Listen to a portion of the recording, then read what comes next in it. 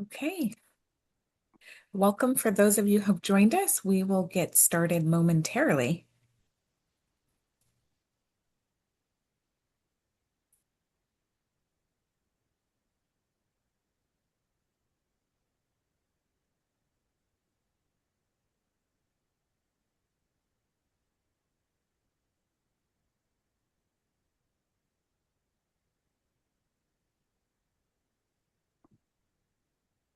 All right.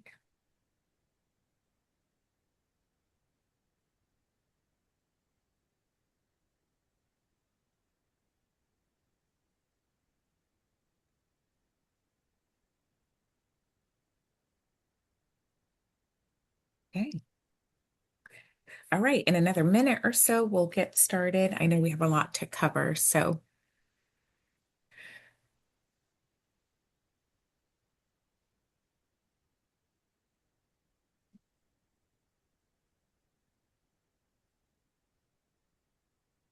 all right. I think I'm going to go ahead and kick it off. As we are at the top of the hour, I do see a few more people starting to join. So I'll start off with some housekeeping items and then we'll take it from there. So, again, hello to everyone and welcome. Thank you for joining us today. Today's DTIA webcast is titled Driving Accounts Receivable Excellence Through Acquisition to Standardization and How ProMan USA Transformed Credit Risk and Collections Visibility at Scale. This session is being recorded and will run approximately 60 minutes. As you join, you will notice that your lines is muted, and this is to ensure good audio quality for the recording. The recording and presentation materials will be shared to you later today or early tomorrow. Throughout the session, we ask if you would like to contribute or submit a question to please use the Q&A feature on your toolbar. Please note you may need to click more to add it to your toolbar. This just allows us to organize and prioritize questions, and you can also upvote questions submitted by others. Before we align and before we begin, I just want to cover a quick Zoom guide in case you're not familiar with them, just to ensure a smooth and engaging session. You can adjust how you view today's session by selecting the view button in the upper right-hand corner of your Zoom screen. Your audio settings are going to be to the bottom left corner of your screen, and then Q&A, as I mentioned, should be towards the middle of your toolbar. For today's session, up to 1 hour of CPE credit is available for 50 minutes of attendance. And to qualify, just please ensure that you're dialed into the webinar individually. During the session, you're going to be asked a couple of polling questions, 3 of them to be exact, and we ask that you complete all 3 of them. At the conclusion of the webcast, there will be a survey that will open up in a separate browser window where you can indicate whether you would like to receive CPE credit and confirm how your name should appear on the certificate. With that, let me go over the learning objectives for today's session. The first one is to understand how organizations can standardize credit and collections process following acquisitions to improve visibility, governance, and scalability across the enterprise. Learn how to automate, integrate credit risk data and collections technology can enhance risk management, collector productivity, and decision making. And then identify leading practice for aligning accounts receivable reporting, credit operations, and performance measurements to support cash flow optimization and business growth. With that, I will turn it over to Brian to begin the discussion. Brian? Great. Thanks, Andrea. And welcome everyone to our webcast today. I'm going to kick it off with a little bit of Hackett material before we pass it on to our guest speakers. But one thing I want to remind everyone is we're always looking for great stories. So if you've got a journey that you've been on, something new, whether it's process, policy, technology, I'd love to connect with you and talk about that story and see how we can have you as a guest speaker in a future webcast. So please let us know. And then that will be something that we ask at the very, very end of the webcast today when we do a short survey. Part of the CPE credit, of course, is to get your interest in participating in a future session. The other thing that I want to make everyone aware is we have a poll that's going to be launched within the next week that's focused on what the future of the customer to cash processes look like. So it's going to touch on obviously AI enablement, key capabilities, organizational structures. It is going to be a quick poll, so it's not going to be something that is going to take you days to complete. Our estimate is about 30 minutes. So be on the lookout for the launch of that. And of course, everyone that participates will get a comparison report against the rest of the participants in that. So wanted to share that with everyone. And with that, I want to introduce today's speaker. So I'm going to be in a moderation role. I will. It's sometimes hard for me not to jump in. So I will be part of the conversation and kind of kick off with some Hackett information. But our main speaker of the day is going to be Melissa from ProMan. And she's going to be supported, and there's going to be a lot of discussion from Noy, Jeremy, and Luke from My DSO Manager. And I want to give them an opportunity just to briefly introduce themselves before we dig into the details. So, let me start with Melissa. If you wouldn't mind just introducing yourself, a little bit of your background. Don't steal your own thunder with what you're going to share today, but if you wouldn't mind saying hello to everybody. Hello, everyone, and welcome. My name is Melissa Valderas. I'm the Director of Credit Management here at ProMan Staffing. I've been in the business of credit and collection management for more than 25 years, showing my age. And I've seen credit and collection evolve over the years. But now I feel like we're at a point in this day and age with technology that we're able to help ourselves move forward without all of the problems that we've experienced in the past, and trying to innovate and make things easier on our customers and, of course, our teams. So I am happy to be here today. I am looking forward to sharing with all of you, and I hope you enjoy the webinar and get something out of it. Great. Thanks, Melissa. And we'll just move, from left to right as I see it on my screen. So Noy, you'd like to say hello to everyone? I'm having an issue. Can you hear me? We can hear you. Yes. Okay. I thought you guys couldn't hear me. Well, my name is Noy MacDonald. I'm the project director for My DSO Manager. I have an echo, sorry. I've joined almost 2 years ago, but I used to be a credit manager for over 20 odd years, mainly for American company. So there we are, and happy to meet Melissa and share with her experience. Thanks, Noy. Jeremy. Hello. My name is Jeremy, product manager at My DSO Manager. I used to be credit manager as well. It is mandatory for product managers at My DSO to have work into the field of credit management. And my job is to support the customers in the implementation of My DSO, as I did with Proman and Melissa. And happy to be here as well. Thanks, Jeremy. And last but not least, of course, Luke. Thank you, Brian. Yeah, Luke Skolthorpe, fellow of the Chartered Institute of Credit Management. I'm the commercial director UK and Ireland at My DSO Manager. Fantastic to be here today. Really looking forward to the discussion.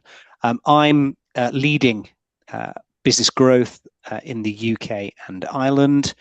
And I'm a former credits manager. My career started in financial services, owing to the financial crash, 2007, 2008. So I landed myself into credits and collections, thinking that was going to be a growth area, and not being disappointed. So great career so far. So thank you, Brian. Thank you, everybody, for having me along. All right. Well, thank you.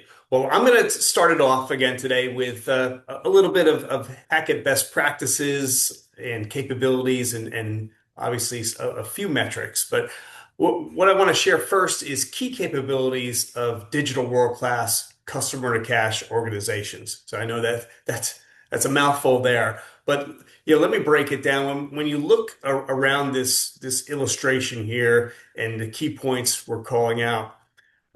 These are all what we've observed of top performers, world-class organizations that manage receivables.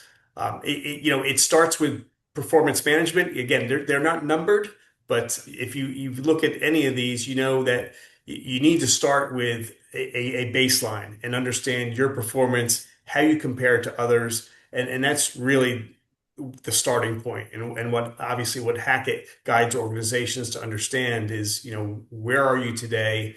What are your targets? And are those realistic targets? And how do you improve? And from there, that's really the launching point for all these other elements and capabilities that you want to have in place. Of course, today we're going to be leaning on technology.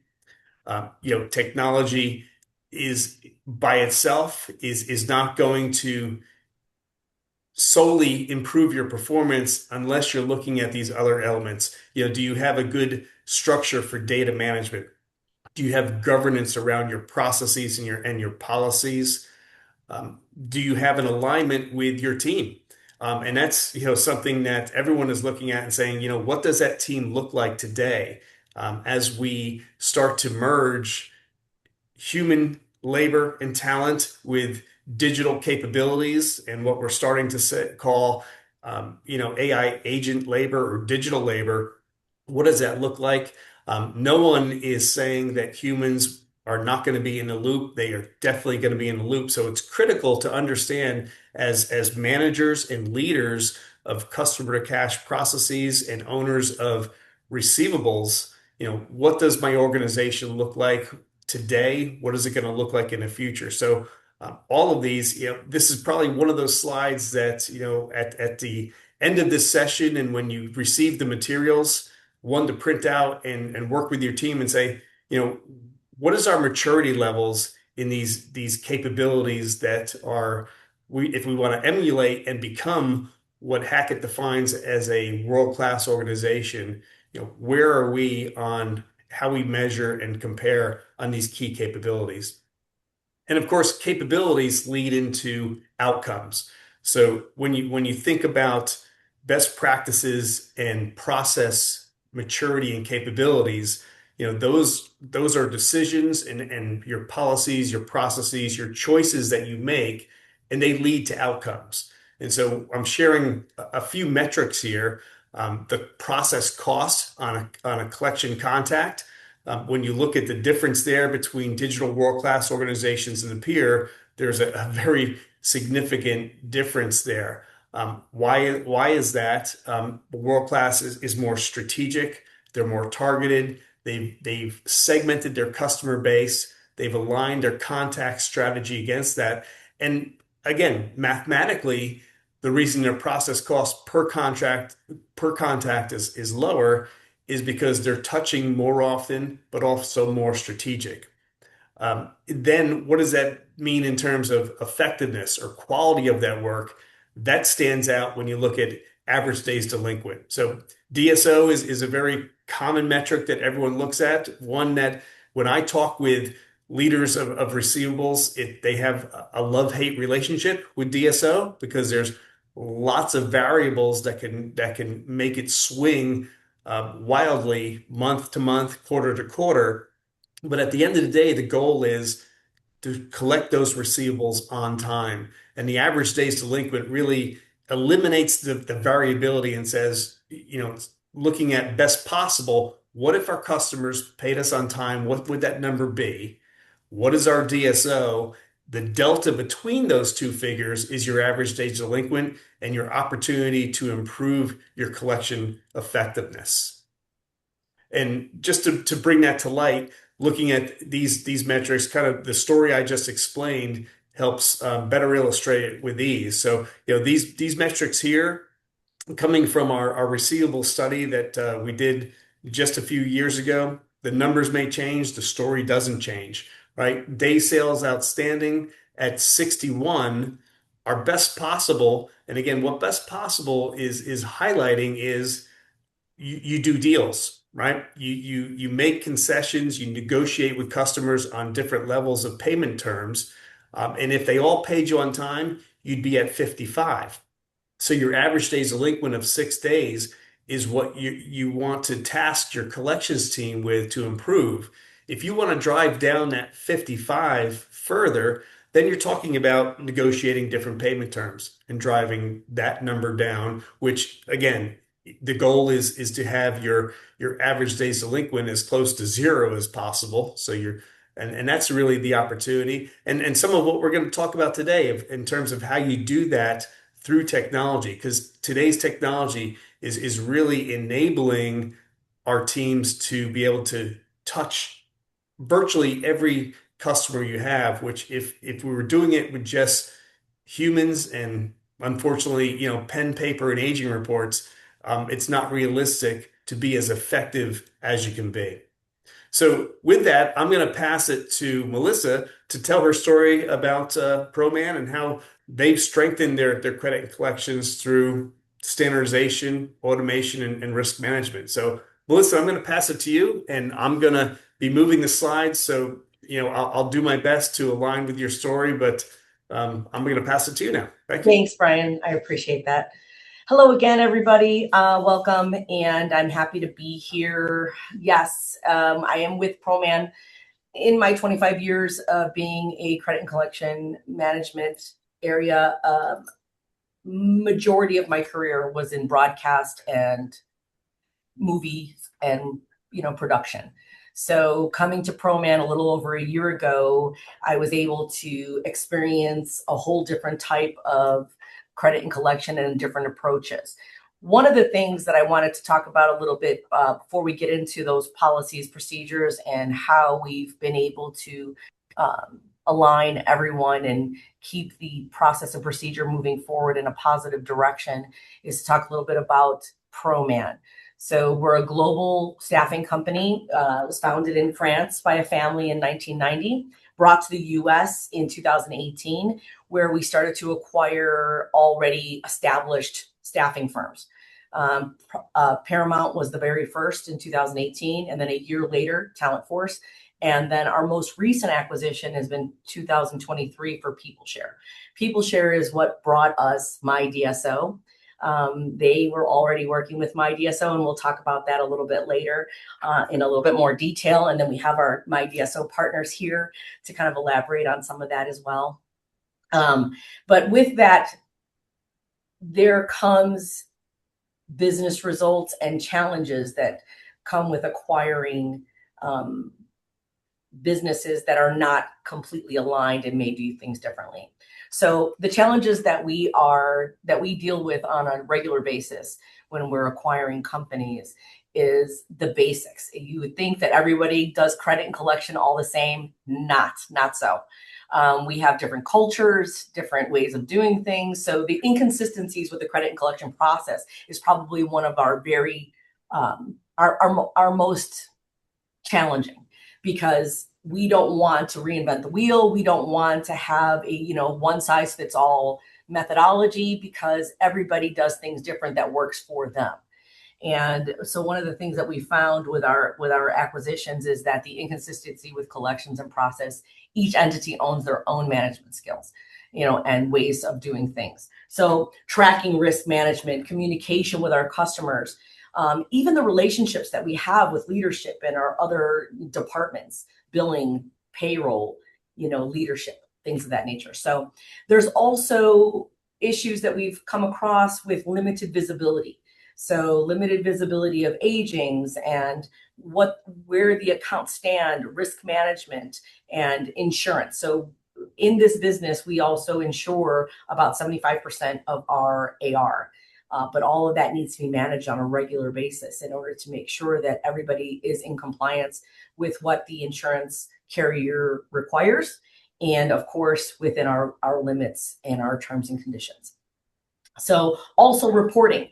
how do we get the word out to the sales team? The sales team isn't out there to do our credit and collections, but they are out there to help us be a partner in making sure that our DSO is within terms and that we are compliant with the customer, giving them the service that they need, supplying them with the correct billing information, and all of the details that come along with the collection process. We also want to make sure that we are in audit compliance. Audit compliance, some might be a little bit lackadaisy in companies. They just don't have the stringent GAAP, guidelines that they follow. Some may have their own. So we're privately owned, so things may be a little different between our way of doing things and then, of course, the companies that we are acquiring. So we want to make sure that those requirements are all aligned as well. Next slide, please. So how do we strengthen credit and collection through standardized automation and risk and include that in risk management? So ProMan has transformed its credit operations through several ways of doing that. First, our credit insurance that I mentioned, Allianz. We want to make sure that our coverage is there, that we are following and we are compliant with the terms and conditions of our policy. And we want to make sure that our customers understand that there is a credit limit to what they can spend, and they must maintain that and pay within terms in order to do so. So also process and procedure standardization, right? We want to make sure that our companies across the board, maybe not in the immediate when we complete the acquisition, but over time to gradually get those other teams on the same page and aligned with how we do our process and procedures so that we are all on the same page and we can all have an even workflow. We were Brian had mentioned about having the maturity and being able to understand what makes up the DSO and how to get ahead of that.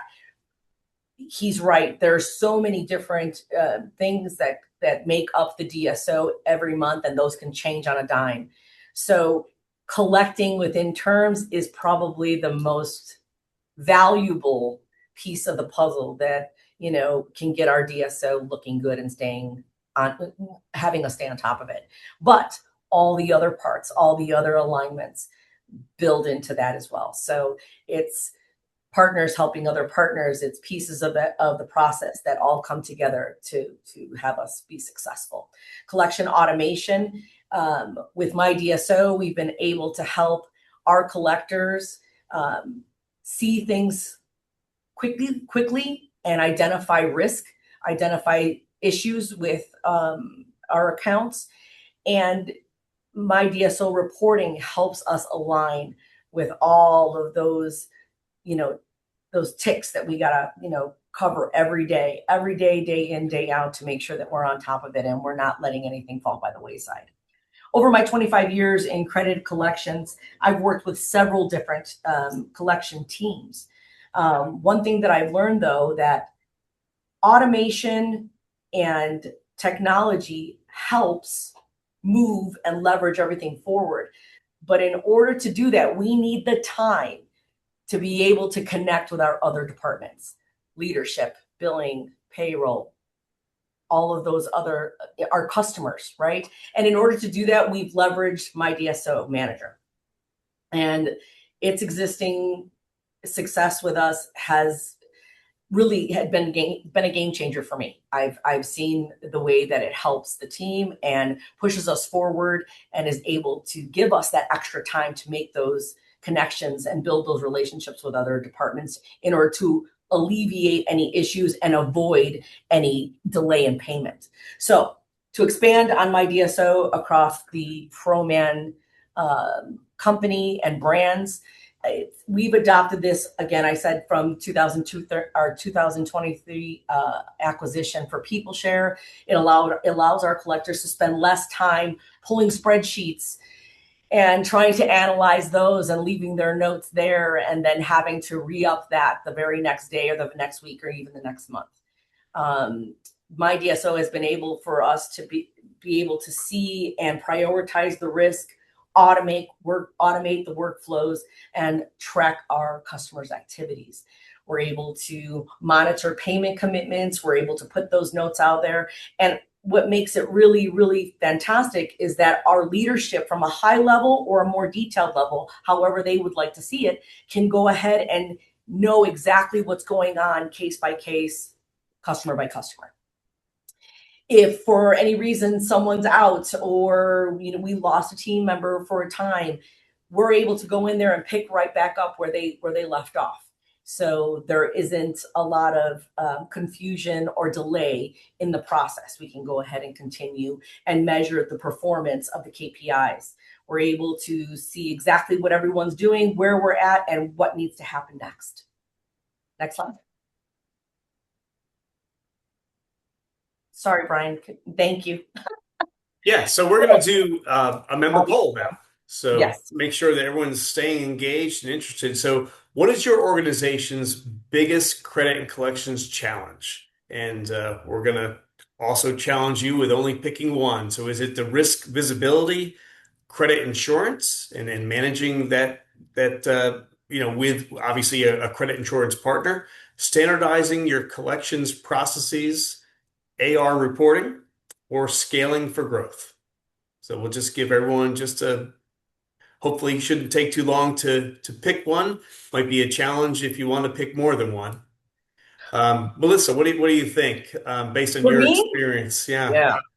They're all super important, and that's why I chose these as options. But for me, it's the credit insurance, because insurance companies are pretty fickle, and they want nothing more than not to pay out on their policies. We have to be so attention to detail about, policies, procedures, what the terms are, when we need to report. So for me, it's the credit insurance. And we're really trying to utilize my DSO moving forward to try and help us do that. So that would be for me. That would be my answer. Got it. So Andrea, how are you looking on responses? So we're about 45%. Just a reminder for those of you who are looking for CPE credit, you will want to participate in the polling questions. So I'll give another 10 seconds and then I will close it out and share the results. Okay, great. The other standardizing collections and AR, there are, and again, this is why we're on the webinar today, is to talk about innovation and technology and all those things that can help us do that. Unfortunately, something like an insurance company and the policies, we have to try and worry about. So it looks like, according to the results, that not many people have experience with credit insurance, or maybe not have an issue with that at all. Yeah, and I know you're going to talk more about that, so it'll be insightful for others to understand, the reasons why you leverage it, right? Yeah, exactly. That'll be good. All right. Awesome. So let's continue with our talk. And here we are at Allianz, our insurance carrier. It's a love-hate relationship. I love that they cover our AR. I love that we're able to put in claims and, work with them on coverage, but insurance companies are insurance companies. I want to bash anybody. Maybe someone here works for an insurance company or has a family member who works for an insurance company, but they always try their best not to have to pay out on claims. And so we have the job and the responsibility from our credit and collection team to ensure that we are in compliance with those things. Now, I had never used insurance for my AR prior to coming to ProMan. So for broadcast and, production, at Tribune, Paramount, and Viacom, I had never had to deal with any AR insurance. What I find is, what I have found out is that before, and I speak before my time here, we were uninsured. If we didn't collect, we had to write it off. And hopefully we had enough in our reserve, and we were diligent enough to do the work and the risk mitigation to not have to write off too much at the end of every year. But with ProMan and staffing, I think it's more common than not to have insurance coverage, and Allianz works with several different companies to be able to pull together not just insurance, but they help us with the credit. So we're able to go onto the Allianz website, and they are able to use algorithms from the web and from Dun and Bradstreet and from their credit history, and especially with publicly traded companies. We don't have all of those, but for the ones that are publicly traded, they're able to pull that information to assess whether or not the risk is high or the risk is low and how much credit insurance can be granted. So there are times when we're trying to run credit for potential customers and they come back an 8 because they're brand new and there's nothing out there, or they come back a 9 or a 10, and that's not a good 10. That means that they have some issues or maybe too much debt and not enough asset.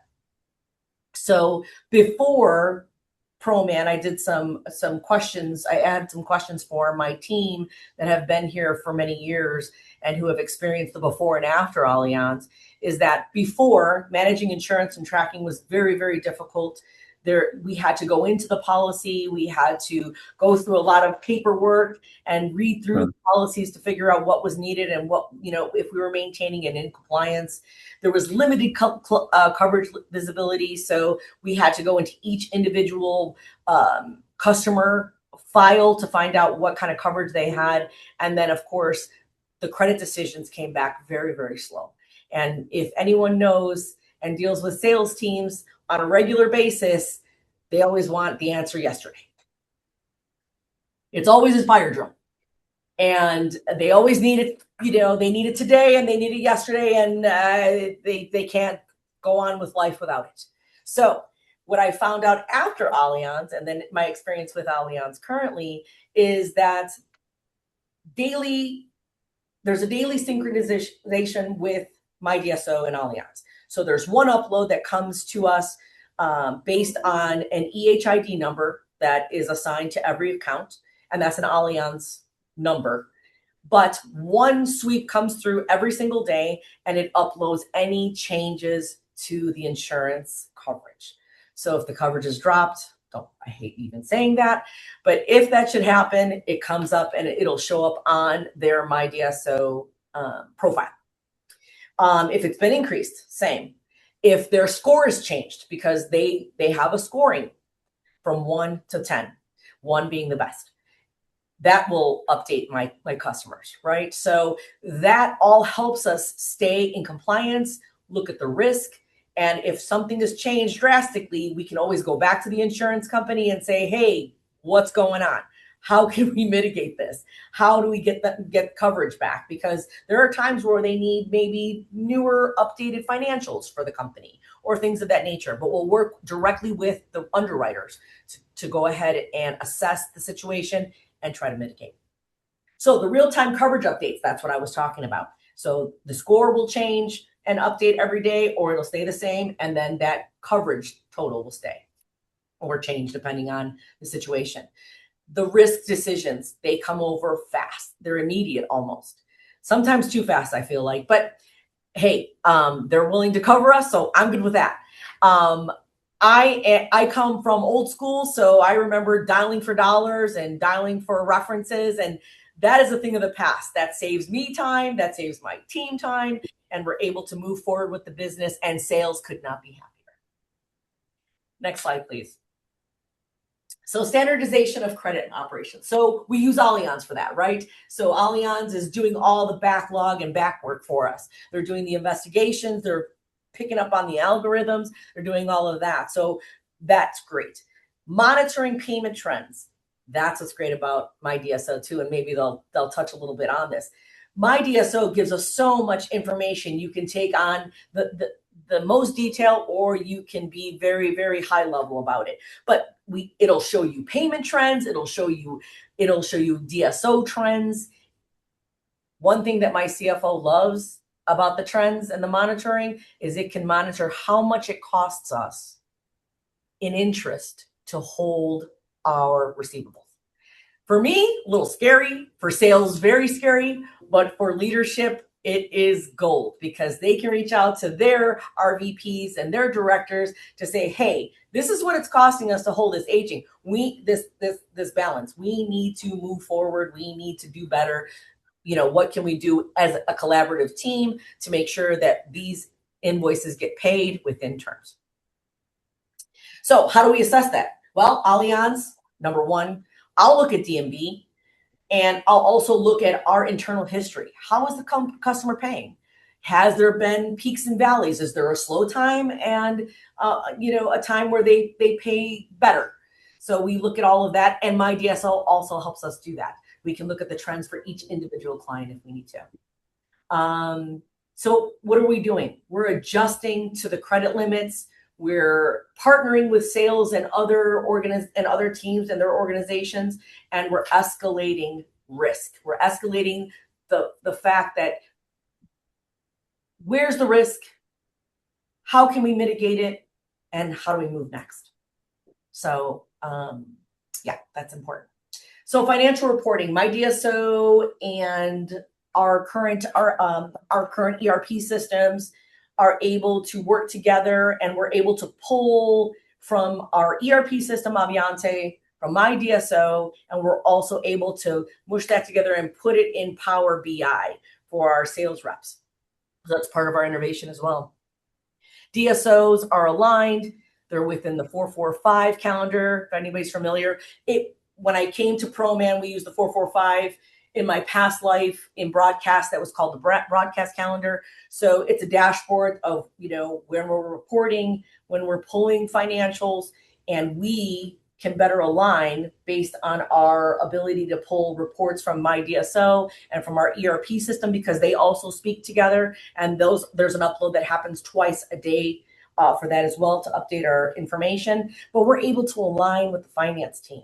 So our DSOs are out there, the agings are out there for everyone to see, the credit exposure everyone can see, and we can address as needed. We have our insurance coverage. We want to maintain our insurance coverage because that's always part of the risk. And then we can forecast on what cash we should be receiving. So that all works together. So the business results. What was our goal? We wanted to improve visibility so everybody's on the same page and aligned and no one's sucker punched, because lots of times sales will say, well, I didn't know. I had no idea. Yes, you did. And it's all out there for everyone to see, so that we can ask questions, we can take action, and we can get things back on track if they fall off the rails. Automated insurance management. We are not 100% there yet, but we are really, really close. And My DSO is helping us do that. So I appreciate you guys, and I appreciate the system. Standardized collections. My DSO is also helping us with that. My collectors get cues as to when things have gone past due, when another letter or an email needs to go out or a phone call needs to be made. The updates on payments, the updates on balances due, whether it be a short pay, a discrepancy, all those notes are available daily and updated. So we have better reporting. We have because we have, I'm not going to say extra time because that would be a big negative, not extra time, but when we have the time to collaborate with other departments, it makes us stronger. It builds relationships. There's trust there. And then our sales team and our leadership will reach out if there's a question at any time. And we're able to go ahead and collaborate and get something moving in the right direction. And then we're able to scale our processes. I'm able to come back to leadership and say, my team is doing X, Y, and Z. This is what we did this month. This is what we did last month. And here are the comparables. So it's moving in the right direction, and we're innovating every day and every month. Next slide, please. So what have we learned? We have to build on proven success. What success have we had? We've had success with automation, with insurance, with My DSO, and technical and their technical abilities to be able to kind of help us foresee problems, issues, discrepancies, and then late payments. Standardized performance scaling. So KPIs, we're able to see what everybody's doing and who needs to pick up the pace, or where we can make adjustments. We're trying to automate wherever possible, but we are not trying to lose that human element, because in this business, we work with humans. It's a human element, staffing and placement and all of those things, and having that human connection to build those relationships and that rapport, because I want our customers to remember our name. And when it's time for AP to make their payments, I want them to say, oh, I got to pay Melissa over at ProMan because I promised I would. So that's super important. I think that over the course of my many years in this business, those relationships are super important, but automation always helps us keep and maintain those relationships. So we're not busy with spreadsheets and doing other things and where we can't get to that. And then aligning finance. Our finance team loves the automation that we've come up with and that we've been able to use, because guess what? We are matching dollar for dollar.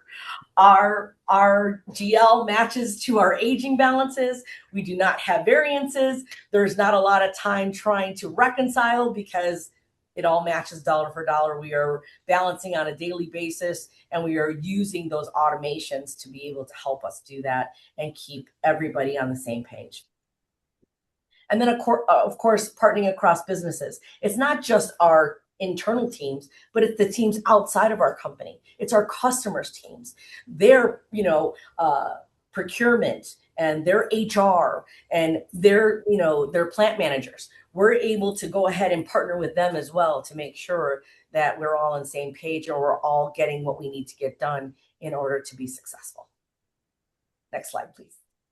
Another audience poll. Okay, yeah, we're going to do another audience poll. So this one is, which area would have the biggest impact on your, obviously focused on your AR management? So is it going to be that risk visibility, creating more automation in the process, standardization of processes, or reporting?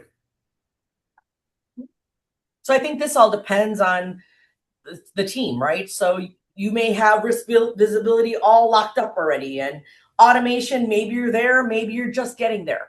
So standardization, I think, is across the board, right? Would you agree? Standardization is across the board. If one team's doing something different than the other team, there's always going to be across in communication and reporting and everything else. It just falls all like a domino effect.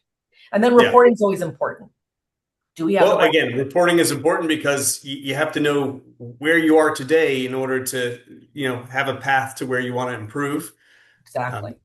If you don't standardize, you could be automating a lot of disparate processes. And so that the automation could be, underutilized or not realize the full benefit of it. And of course, the risk visibility is going to be created by the tools and the automation that you create. So, another way we could look at this is, rank these in terms of what you would want your improvement path to be. Yeah. So be interesting to see what everyone says on this one. Yeah. Yeah. Okay, and just one quick reminder for those who are needing CPE credit, please just take 10 seconds here to respond to the poll. It should be visible on your screen before I close it and share the results with everyone. Yeah, and again, even if you are not interested in CPE credit, please let us know what your answer is. Okay? Yeah. Absolutely. Yeah. Okay. Let me share the results. Automation, see? Yeah. Yeah. Yep. And again, if you can put the automation in place and standardize, you have reports. I completely believe, obviously, your risk visibility is going to, follow along. So even the people that didn't pick that, it's going to be a valuable byproduct, right? Yeah. Agreed. Yes, 100%. Okay. Wonderful. Thanks for that. So basically how I wanted to wrap it up is that all of these parts of technology and automation are so super important to be able to come back to the basics, right? Basics of reaching out and touching our customers, making sure that we don't let anybody fall behind because they fell by the wayside or there wasn't enough time in the day to touch everyone. So I believe that with our staffing partners, we've built recruitment talent, and we've been able to reach out and help many companies in the US and globally But we've been able to do that and be successful and continue to be successful because of automation and because of restructuring and reaching out and using the tools that are available. I think a lot of people are still kind of skeptical and maybe not so sure about automation, that they try to pull away from it a little bit, and they're stuck trying to do the old school way. But I think if you open your mind up and your staff to it, it can make things very well aligned. It can help you move forward, stay on task, and get those DSOs down. Absolutely. That was a really good story there, Melissa. And again, with our time, we're going to do another polling question. But what I actually like to do before that is, kind of open it up along with Noy, Jeremy, and Luke to a little bit of panel session, little interaction there. So, I'd like them to jump in and maybe talk a little bit more about, the interaction with them and, obviously, Benefit.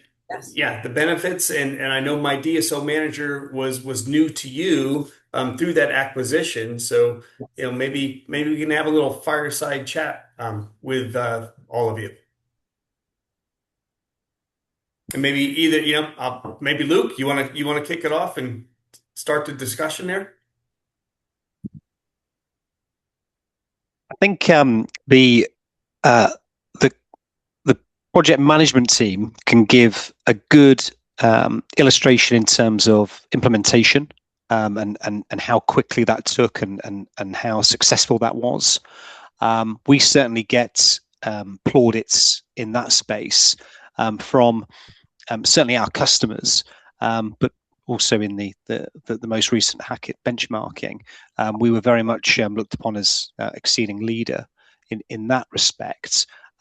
So that's a very smooth transition. Maybe also talk about the support that we give as well, because we haven't talked about that, from go live. How does that work? So they're two key ones for me. I was going to mention that everything that Melissa has talked about, we do see this commonly across a lot of customers. So a lot of customers have these sort of three, I guess, core areas that are common trends, I guess. So, when a business is growing through acquisition, they're going to have multiple ERP systems. They're going to have all of those differing collections, practices, and processes, and they are going to also have that inconsistent reporting. So my DSO manager enables that all to be consistent. Certainly, and secondly, yes, credit insurance changes, customer failures, and insolvency. And also inflation and geopolitical uncertainty sometimes means that risk can change overnight. So we are combating that. And thirdly, if you think about credit teams, they're being asked to work under a lot of pressure without increasing headcount. So we're enabling that you can certainly work more effectively. So yeah, just to sort of bring Jeremy and Noy in, if you can sort of talk about the implementation story, certainly for ProMan, that'd be great, and then maybe also touch on the support side of things. Yeah, sure. So we have a pretty good referencing SEO. Sorry. So first, PeopleShare found us, Googled us, and contacted us for a collection software. That's how My DSO was implemented at PeopleShare, and then Proman made the acquisition of of PeopleShare. It blew up. Yeah. Yeah, and you were quite interested in the tool, plus its ability to log into, to pull data from Allianz Trade. But aside from that, you mentioned a love-hate relationship with another actor, but ours is more of a love-love relationship because, True. well, yeah, we offered the software but aside from that, you came to us with the requirements and need really specific, like the US GAAP and specificities in the island trade management, the covers management. So we have 2,500 customers or so in 85 countries, a lot of them in the US, but oddly enough, none of them were using the US GAAP calendar. So you asked for that, and we developed that for you guys, and it's now live into your platform. And thanks to you, our other American customers have that as well. Oh, good to hear. Yeah, and it's the same for the Allianz connector. Actually, you had like really specific needs that differed from the ones in France because it's mainly used in France, Allianz Trade. But you had like specific covers, the easier covers, monitoring requirements and all. And Yes. thanks to you as well, I do believe that we have the best version of the Allianz Trade connector in the market. So that's a good relationship that we had. I agree. And you have become my very best friend at my DSO. And I appreciate you because every time I have a special request, because we are so special, you are willing to accommodate and you're saying, oh, yes, we can do that. No problem. Let me just see how we're going to do that here. And right away, Jeremy gets me my answer. With great pleasure. Thank you. Thank you. Can't thank you enough. Thanks. I also wanted to mention that PeopleShare is where we were introduced to my DSO, as you mentioned, and I've mentioned earlier, and then it grew into ProMan. But now, and I don't know a whole lot about it, but now our global ProMan company that started everything in 1990 in France is now using my DSO. And you guys have the capability of doing like the transition for like funding and for money transactions and exchange and all of those extra things in case there's a global company out there looking for something. Yeah, exactly. That's what helped the entire PROMAN group with headquarters in France to adopt my DSO. So yeah, we now have the full market. That's awesome. Yeah, thanks. I'm glad to hear it. Well, and again, Melissa, you were on the acquiring side of the transaction, right? Correct. Yes. You know, my experience and of course interacting with Hackett clients is when an acquisition happens, you know, again, the decision to acquire looks at, you know, past and future revenues, obviously looks at both, you know, assets and liabilities. And of course, you know, receivables should fall into that asset category. I've heard many, you know, kind of war stories that, you know, once we got in there and looked at what was described as an asset was, you know, a pile of terrible receivables that were never going to be collected.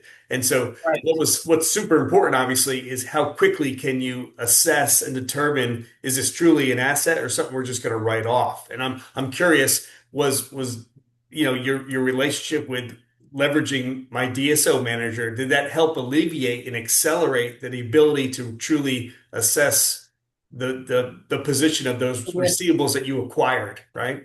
Right, sure. Yeah. So there was a lot of analysis that goes on in our acquisitions and we're looking to acquire again, right? So we're going to have another acquisition this year. So it's again, I think that's a love-hate process as well. We're growing and we're becoming, you know, a powerhouse, but at the same time, there's so much detail, as you mentioned, about looking at what's really asset, right? So yes, my DSO is able to help us determine, is this going to go anywhere? Are we going to move? Is the needle going to move? Or do we need to reassess and just write this off as, you know, as something that's just uncollectible? So Yeah. I would say yes. There's different, I am absolutely positive that even with the year plus that I've been working in my DSO and working so closely with Jeremy and the team in France, I know I am not utilizing it to the best of its abilities. I know I'm not. So we've had a couple of like retrainings and, you know, what can you show us that's new and improved? So yes, if we had just a presentation on my DSO alone, it would be overwhelming as to the information that you can pull out of this software. Uploading our information in there, it tells us a story. It gives us the story, and we're able to take from our experience, assess what's going on. We're able to look at the story and look at it the play by play and see what's happened from A to B and assess whether or not that's going to be something that we can collect on and work with the customer, or we just have to cut our losses and write it off, and it's going to have to go to bad debt. One of the other things I wanted to make mention too is that when we're collaborating with our teams on My DSO and our teams within an internal, it's so important because we're proactively addressing those risks. We're proactively addressing the possibility for a delay in payment. When we collaborate and we're able to have a clear vision of what's happening live and interactive, it lowers the delinquency totals. It increases cash flow. It's a strong customer relationship as well as our internal relationships, fewer escalations, and then of course, better overall business performance. One of the key things that I feel like has been a thought process is that credit and collections is just a back office function. It's not, right? It's not. So, we're not just chasing money. We're identifying breakdowns. We're trying to get ahead of the risk. We're organizing and reorganizing to try and figure out how to make it work better. And we're making those relationships. We're building those relationships with our internal teams and our customers in order to make sure that we're number one, that we're the first company on the list to be paid. And we're the first to, to reach out if there's any issue. So that's what I wanted to try and what I'm still trying to communicate to our leadership and to other companies is that credit and collections isn't a back office function. It's right at the forefront, right? It's right at the front. It's where it begins and where it ends. Order to cash, right? Yeah. Order to cash. Sales can say that we sold this and we got this much money and we have this many orders, blah, blah, blah, blah. The deal is not done until it's collected and the money's in the bank. And the invoices have come off the aging because the cash has come in. So I thank all of you because you help me do exactly what I'm trying to accomplish. And that is to put us at the forefront and to show the importance of credit and collections and, how we contribute to the organization as a whole. And you guys help us do that. So I appreciate you. Yeah. Well, you touched on, a great experience from implementation. You've talked about the ongoing support that is also you're very happy with from my DSO manager. I'm also curious about, your team, adoption of the tool and their feedback on experience would be interesting to know too. Yep. Yeah. So I have a little bit of a mix. I have 3 collectors, 1 cash app, and myself. So we are a team of 5 that collect for over $500 million in revenue. And we do it pretty successfully. Our DSO looks pretty good.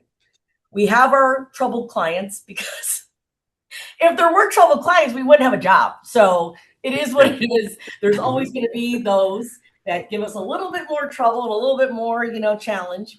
But my team is a mix of some that are techie and some not so much. Some that can get through a web system and, the cloud and all of those things and be an expert at it. And those are like, I don't know what I'm doing here. I have no idea what's going on. I don't know how to use this.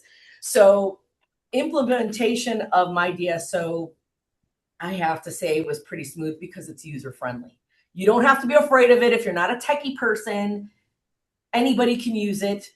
It's very simple. You can make Excel spreadsheets if you need to, but in my experience, you don't really need to do that unless somebody's asking for something specific. But it's very easy to use. So anyone from a very techie person who knows exactly how to get through, the automation and advancements to someone who barely knows how to use a smartphone can use the system and really benefit from it. So That's where I would say. But my team is so happy with it. And a lot of my team have never used this tool before or anything like it. So they were used to the Excel spreadsheets of the aging, or going into the ERP system to pull agings, and not having updated information, and not having, updated notes, and not knowing where things were left off from the last collector. But in this case with my DSO, they're able to do that, and they appreciate the system as well. Got it. Yeah. So they were the ones, as you described, they were doing the classic dialing for dollars, right? Yeah. Excellent. Well, this has been a great story. We do want to do one more polling question, as I mentioned, and this will be for our internal purposes. We're not going to share these back, Andrea, but we just want to find out if you're interested to learn more about My DSO Manager. So simply answer yes. Contact me for a demo, or just send me some more information. Let's see, I'll look at the results post. Hopefully no one says automation is not for me. And then of course, if you have a tool you're happy with today, just let us know that as well. So just give everyone a moment to answer that. And then, we'll be ready to wrap up. Again, everyone who wants to get that CPE credit, there will be one final survey for everyone when you close out the webcast today, getting some short feedback, interest in speaking on a future one. And of course, again, that will be required for CPE credit. But overall, it's been a great story. Melissa, Luke, Noy, and Jeremy, thanks for joining in too. And if you have any last minute questions that you want to send to Melissa, this would be the time. Thank you. Thank you. Right. And I hope the answer is not no automation, and automation is not for me, because Yes. honestly, I swear some of the people that can't even use a smartphone can use My DSO, and it'll just get your feet wet. Just get your feet Absolutely. wet. It'll help. All I right. promise. It'll be successful. Well, we are at time, and thank you so much, Melissa. Appreciate your time in putting the story together, and all the best with continued success with growing the business and leveraging My DSO Manager. Thank you. Okay. All right. Appreciate it. Thanks, everyone. Thanks all. Bye-bye. Thanks. Thank you. Bye, guys. Bye-bye.